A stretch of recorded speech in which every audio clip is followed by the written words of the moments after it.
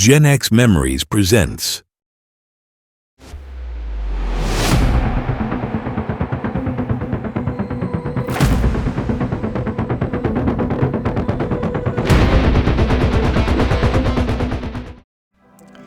Big Friendly with Gen X Memories. Welcome back, everybody.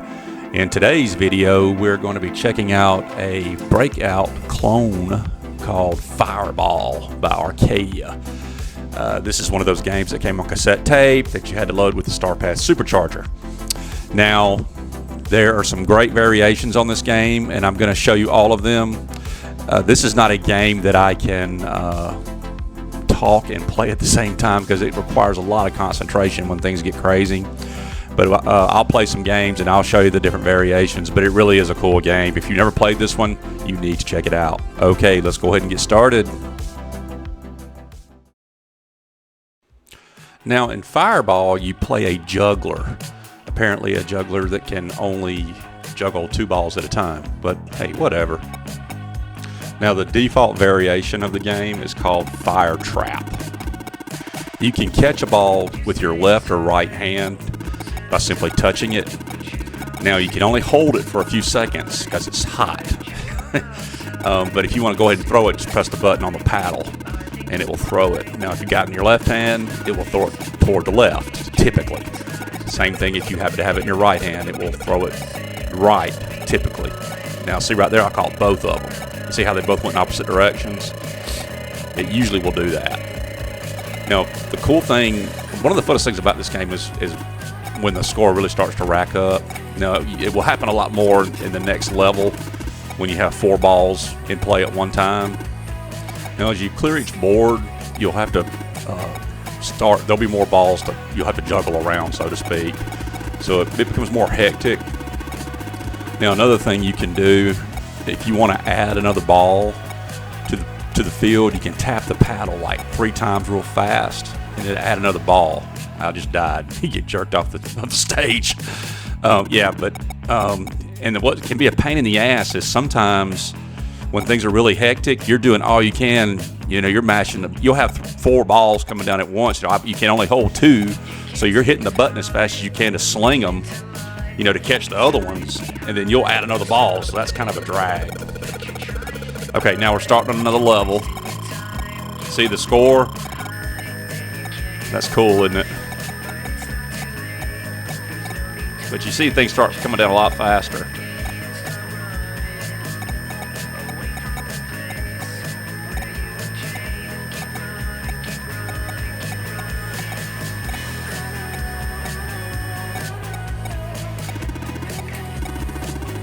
Now one thing I learned that you can do, especially if you have 4 balls, is you can catch 2 and kind of wait, you know, for the others to get up, you know, just like you're spreading them out. So maybe they kind of come back down together. Now what's really a pain in the butt is, I mean, especially when you have even more balls in play, you might have half a dozen of them flying around, and there's one friggin' brick left, and it's like they're bouncing all around you. You're just trying to keep them in play. Now see that? See those 3 all coming down at the same time? That's just, boy, it's hard. See, that's hard. See, that's just tough. Okay, I only got 2,700 points. Now my maximum score so far, I've got close to 7,000. Now Twin Galaxies, I watched. There was a woman. I think she got a lot more than that, and she did it on the real hardware. She loaded it up with a Starpath supercharger and everything. Okay, let's go ahead and check out the second variation. Now you can play up to 4 players in Fireball. I would assume you'd need 2 sets of paddles to do that, but you can play up to 4 players. Now the second variation is called Marching, and basically the layers of bricks slide down every time you catch the ball. It comes down. Now the bricks can't hurt your guy; they just kind of slide off the screen when they get down to where your character is. But of course, the lower they are down, the more you'll have to be quick to catch a ricochet if a ball, you know, hits one of those low blocks. And of course on this one you can add another ball if you want to. you know, it would speed things up a little bit. Now, as it comes down, there will be some balls already in the field. They just won't break anything until you bust them loose. Ooh, see how close that was? And whenever you have 3 balls coming down or more like that, that's when you start mashing the button on the paddle a lot, because you're just trying to sling them so you can grab the other one, and then you end up putting another ball in play.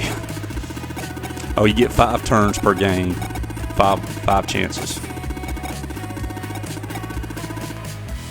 Okay, variation 3 is called knock a block. It's basically just a plain. It's like a regular Breakout game. Of course, the difference is that you can tap the paddle and add more balls to the field. And another thing about this game is the balls never really speed up like they do in Breakout, and your little man doesn't shrink like a little paddle stick does in Breakout.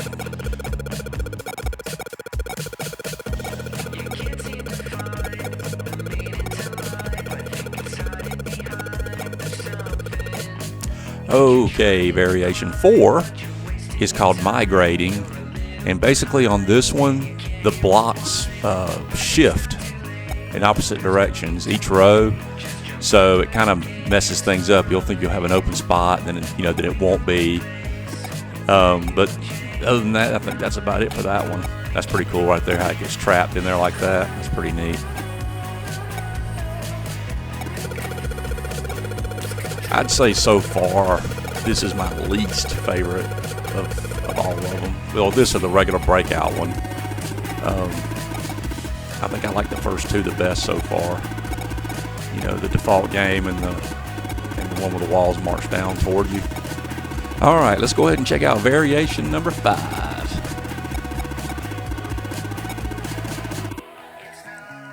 And finally, we have Cascade. Now, this one may be the hardest, simply because you see all the balls up there, and once they start getting loose, it's going to become very hectic. Okay, now you see, look, Lord. No, this is the situation what I was talking about earlier in the video, where you only have a block or 2 left. You'll have all the balls bouncing around, and it seems like sometimes none of them want to hit the last block, and you're doing all you can just to keep juggling all these things up. This is actually a pretty good performance. I finally died, but you see, definitely tough. If you like stress and really getting after it, variation 5 might be for you. Are you a fan of the Aliens movie franchise? If so, then do we have a one-of-a-kind item for you? Now, available while supplies last. Get your one-of-a-kind alien xenomorph sitting on the can while reading a comic book enamel pin. Only 100 of these pins were manufactured, and when they are gone, that's it. Let's face it, the only time we humans are safe is while these drones are pinching a loaf on the crapper. Help support Big Friendly's broke ass by purchasing your pin today. Look for the link in the description below. Now back to the video. I was only able to find one review for Fireball in the Video Game Update, October 1982. And they didn't really care for it. They gave it 2.5 stars. And they say the knock-a-block game is suggested for beginners. That's the Breakout one. But even the least coordinated player is likely to be bored silly by the snail's pace of this one. Play action ranges from only fair knock-a-block to good Cascade. Not recommended. Wow. I didn't feel like the game was that easy at all. But this does lead me to something I wanted to bring up in this video, because this is a paddle game. Any of you guys, who've played paddle games before realize, how precise the controls are if the paddles are good. I do wonder, and I don't have the ability to do this, but maybe one of y'all do. I realize that probably many of you don't have Fireball, but let's just take a game like Kaboom, for instance, where it's, you know, really hectic and it's the same thing. You've got to be real precise with your buckets, catching all the bombs. Do you think that the game play is tighter on an actual 2600 with the Kaboom cartridge and nice paddles compared to being run through emulation? I feel like there's probably a slight difference at least. But if any of you have the actual Kaboom game and an Atari and a CRT, I would love to know if you can score as high playing the game through Stella as you can on the actual hardware, because I think there is a difference. Just tell me what y'all, if any of y'all have done that, or even what you think. If you think there is maybe just a slight bit of lag, which shows up more on these paddle games, because like I said, everything has to be so precise. Okay, how hard is Fireball to get? It's not that bad. It's a 4 on Atari's Rarity Guide. I think most of Starpath's early games, the first ones they released, like Phaser Patrol, well actually that came with Supercharger, like Dragon Stomp or Escape from the Mind Master, they were all 4s. Now some of their later titles were 7 or 8s. They had some that were hard to find. Now you might have gotten a glimpse of the box earlier, but isn't that great? That's just beautiful. Beautiful. I've said it in another video before, but it's a shame that that Starpath got demolished by the crash. I thought they had such a great thing going. Now, as far as availability and price, there's several. It's a 4 there. It's not that expensive. I mean, you can get a complete copy for $40, maybe a shade over. There really hasn't been many sold lately, but for a Starpath game, that seems pretty reasonable. My biggest fear would be, the tape being over 40 years old. Would it, how good would it work if you actually wanted to play the original thing and not play an emulator?